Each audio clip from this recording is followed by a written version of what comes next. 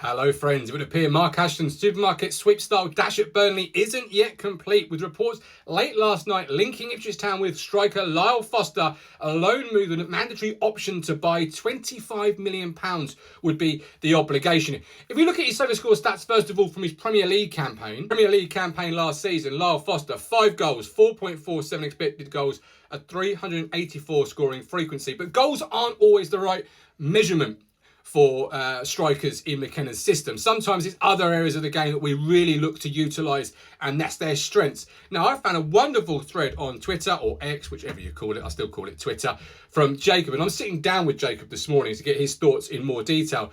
But I just want to run through some of the highlights of that Twitter thread. Start here. First of all, Jacob calls him a complete centre forward.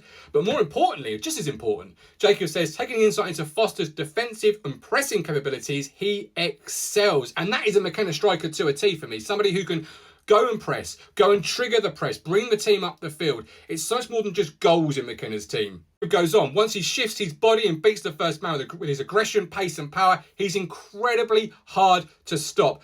Just look at how he takes the ball from a precarious yet promising wide position to create a big chance against Chelsea. And he literally starts over here, comes inside, and then they score from this move.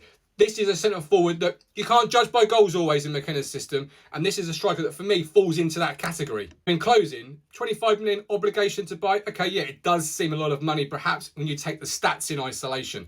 But this is a player so much more than just goals. And if you look at the body of work, if you look at this thread, if you take everything into account, particularly what we've read here, this is a player that you could argue is arguably ready-made for a McKenna system, ready-made to be that press man, ready-made to be the player that it sticks to. We bring the team up the pitch and he can create something out of nothing.